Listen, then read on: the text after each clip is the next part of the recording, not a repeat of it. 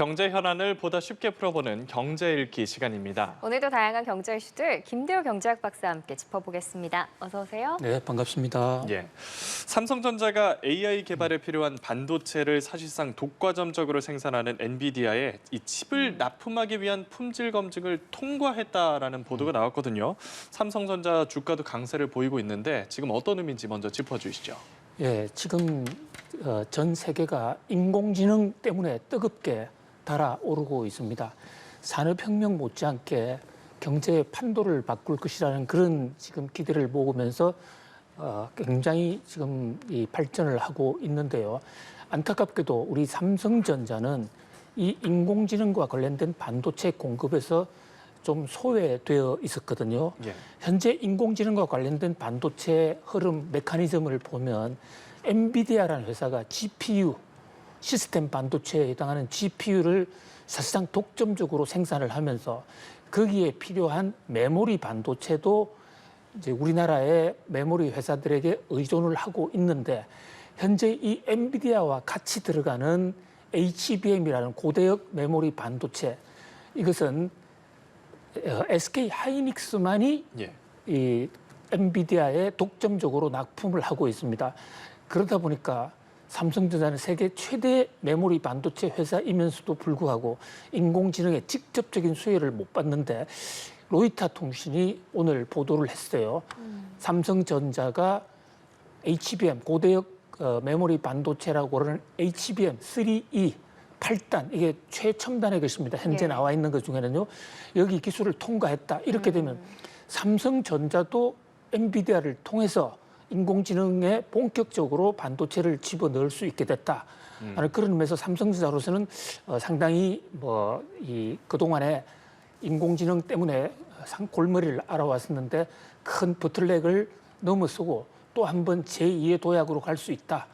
반대로 SK 하이닉스 입장에서는 우리가 독점을 해왔는데 삼성이 들어오면 좀 SK의 독점이 깨질 수도 있다. 그래서 서로가 희비가 좀 엇갈리는 그런 상황입니다. 그럼에도 불구하고 지금 이 삼성전자가 통과했다는 사실 로이터 통신의 보도인데요. 정작 삼성전자에서는 아직 통과되지 않았다. 예. 이렇게 지금 부정을 했죠. 보도 자료를 냈어요. 진실이 뭔지는 조금 더 두고 봐야 되겠습니다만 엔비디아에서는 아예 NCND 우리는 일체 응하지 않겠다 이러고 있는데요. 아무튼 아직까지 완벽하게 지금 통과를 한 건지에 대해서는 조금의 의문 부호가 남아 있기는 합니다. 예. 네, 삼성전자가 아직 테스트가 진행 중이다라고 밝히긴 했는데 엔비디아랑 조만간 공급 계약을 체결할 전망이고 또 4분기부터 공급이 이루어질 수도 있다라는 예상되는 그 보도가 나왔어요. 만약에 이게 현실화가 된다면 지금 현재 SK 하이닉스가 주도하고 있는 HBM 시장에 좀 지각 변동이 생길 수도 있겠죠? 그렇습니다. 삼성전자의 HBM3E 통과는 시간 문제가 아닐까 이렇게 생각이 됩니다. 예. 그래서 증권시장에서도 수록 삼성전자가 오늘 아직 통과된 것은 아니다라고 공식 부인했지만 결국은 한 달 아니면 2달 내에는 통과될 것이 아니냐. 이 증권시장에 좀 선반영한다라는 그런 속성에 비추어 봐서 매수가 일어나는 그런 상황이고요. 또 이 대목에서는 이제 그만큼 우리나라의 전체적인 HBM 고대역 메모리 반도체를 통한 인공지능에서의 한국 반도체의 위상도 높아질 것으로 보입니다. 다만 이번에 삼성전자 로이터 통신 보도에 따르면 삼성전자가 HBM3E 8단 8개의 반도체를 붙인 건데요. 그것은 통과했지만 12단은 아직 통과되지 않았다라는 게 로이터 통신의 보도거든요. 예. 그런 면에서 조금 더 갈 길은 있고요. SK 하이닉스는 지금 12단도 순항을 하고 있어서 조만간 대량 양산이 됩니다. 이 HBM 반도체는 우리나라 삼성전자나 SK 하이닉스도 중요하지만 HBM은 사실 몸이 더 달아 있습니다. 예. HBM은 자기들이 만들고 있는 인공지능 반도체 GPU를 팔려면 여기에 바로 HBM이라는 고대역 메모리 반도체가 같이 따라다가 들어가야 되는데 그동안에는 SK 하이닉스만 단독으로 독점 공급을 했기 때문에 충분한 양을 확보할 수도 없었고 또 SK 하이닉스가 가격을 요구하면 이른바 을의 갑 어떤 행위, 그러니까 SK 하이닉스가 훨씬 협상에 유리한 카드가 됐기 때문에 엔비디아로서는 조금 곤혹스러운 측면도 있었습니다. 그런 면에서 뭐 엔비디아도 수혜자다. 어쨌든 인공지능이 본격적으로 이제 반도체에 영향을 주는 그런 시대가 열릴 것으로 이제 시간 문제다 이렇게 볼 수 있겠습니다. 그런데 또 한쪽에서는 AI 반도체 거품론도 나오고 있잖아요. 이게 반도체 시장에 영향은 없을까요? 그렇습니다. 지금 가장 중요한 문제를 네. 꼭 집어주셨는데요.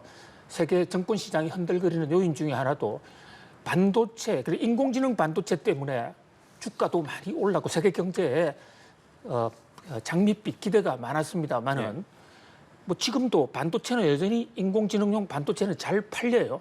그런데 문제는 기업이 이렇게 반도체 설비 투자를 하는 것은 돈을 벌기 위함인데 엔비디아로부터 반도체를 사가는 회사들 주로 컴퓨터 서버를 관리하는 클라우드 회사들이 사갑니다. 구글이라든지 아마존 또는 마이크로소프트 이런 회사들이 사가는데 그 사간 회사들이 엄청난 돈을 들여서 반도체는 사갔는데 그걸로 돈을 벌어야 하지 않습니까? 근데 실적 발표한 걸 보니까 돈을 별로 못 벌었다. 그러다 보니까 반도체가 거품일 수 있다. 뭐 요즘 정권 시장에 유명한 얘기가 있습니다. 반도체는 척척박사로 굉장히 인공지능이 진화하고 있는데 돈은 못 버는 바보 척척박사다. 그 기업의 본질이 이윤 추구에 있다는 관점에서 볼 때는 예. 반도체가 똘똘하고 세상을 바꾸는 어떤 이 게임 체인저이기는 하지만 당장에 돈이 안 되니까 정권 시장에서는 이거 AI가 너무 과대평가된 것이 아니라 아직은 돈이 안 되는 하나의 신기루, 그냥 기술상의 진보가 아니냐 이런 우려가 반도체 관련 주가를 떨어뜨리고 있고요. 최근에 지금 뭐 매일매일 상황은 좀 다릅니다만은 한국 반도체 주가도 이런 인공지능 거품론이 나왔을 때마다 출렁출렁 하는 것도 바로 수익을 못 내고 있다. 뭐 이런 대목이 지금 세계 경제의 발목을 잡고 있다 이렇게 볼 수 있습니다. 예. 예, 반도체에 대한 기대도 출렁이고 있는데 지금 뉴욕 증시도 폭락했다가 다시 반등했다가 출렁이고 있거든요. 일제히 상승 마감을 했고요. 시장 불안 심리를 보여주는 공포 지수도 하락을 했는데 경기 침체에 대한 우려가 해소가 됐다 볼 수 있나요? 예, 요즘 뉴욕 증시 움직이는 거 보면 한마디로 어지럽습니다. 예. 롤러코스터도 아주 고난도에 또 널뛰기도 아주 진폭이 굉장히 큽니다. 하루는 크게 올랐다가 하루는 또 떨어졌다가 이러는데 지난 주말부터 월요일까지는 뉴욕 증시가 아주 하락을 했습니다. 예. 그 이유는 경기 침체 우려, PMI 지수라는 게 나쁘게 나왔고 또 실업률이 높아지니까 이러다가 금리 인하하기도 전에 경기가 무너지는 거 아니야? 이런 공포가 있었습니다. 그런데 다행히 PMI 지수 서비스 부분 지수는 오히려 그 후에 발표됐습니다만 이게 더 좋게 나타났어요. 그러다 보니까 아직까지 경기 침체가 본격적으로 온 것은 아니야. 이런 안도의 어떤 반대 매매 또 그동안에 경기 침체 우려 때문에 주가 너무 떨어진 거 아니냐? 쌀 때 좀 사자.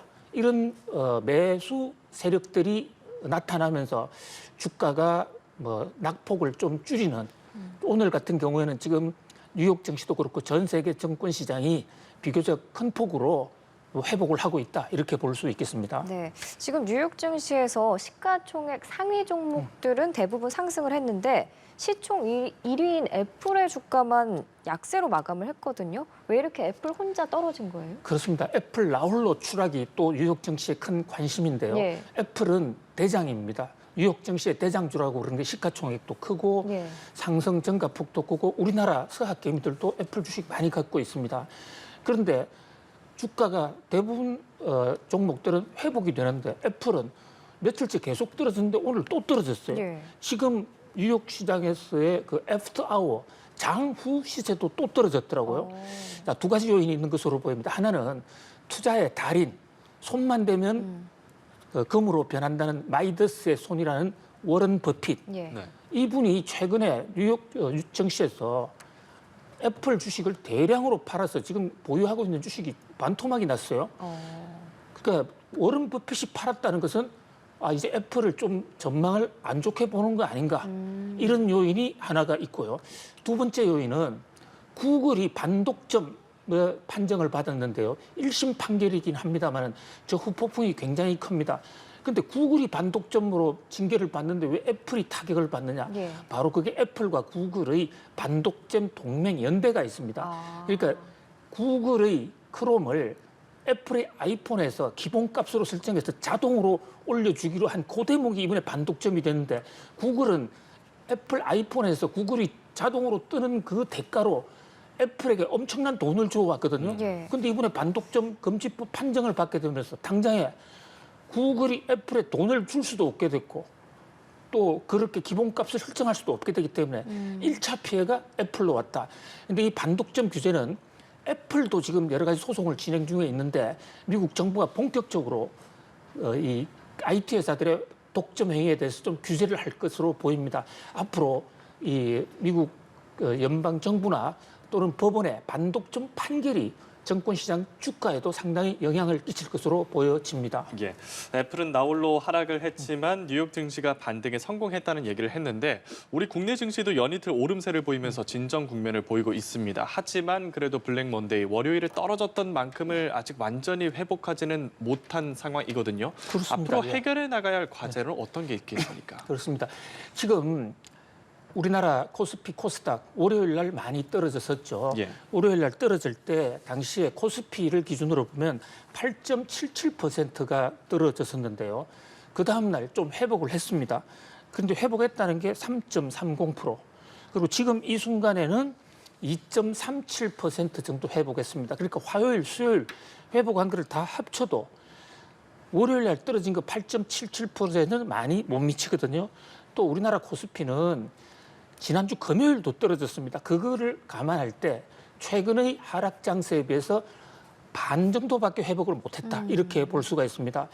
자, 일본 증시는 많이 회복을 했는데 일본 증시는 거의 이번에 penny 하락분을 다 회복을 했어요. 근데 우리는 왜 회복을 못했느냐? 예. 이 대목은 우리가 반도체 비중이 높은데 아직도 지금 AI 경기를 거품을 말씀하셨습니다는 네. AI 쪽에서 아직 불투명성이 해소가 되고 있지 않은 데다가 일본은 일본 정부가 엔화 환율을 아주 적극적으로 회한 시장에 개입을 하는 그런 어떤 좀 조처를 보였다. 그것이 엔화에 영향을 줬다 이렇게 볼 수가 있겠습니다. 우리나라 입장에서는 특별히 정부나 또는 금융당국에서 어떤 특단의 대책을 해야 될 그런 상황은 아닌 것으로 보여집니다. 예. 왜냐하면 이번 사태가 한국 경제의 어떤 문제 때문에 발생한 것이 아니라 세계 경제, 특히 미국, 일본 때문에 생긴 현상이거든요. 서서히 가면 회복이 될 것으로 보이고요. 다만 급격한 하락이나 급격한 상승으로 인한 패닉에 의한 발작 현상이 올 수 있기 때문에 금융당국이 예의주시하면서 그런 어떤 급등락을 막는 그런 스무딩 전략, 정부도 지금 준비하고 24시간 상황팀을 꾸려가고 있거든요. 네. 그런 어떤 전략, 이머전시 관리 전략이 중요하지 않나 이렇게 생각을 해봅니다. 예, 오늘 말씀 여기까지 들어보도록 하겠습니다. 김대호 경제학 박사와 함께했습니다. 고맙습니다. 고맙습니다. 감사합니다.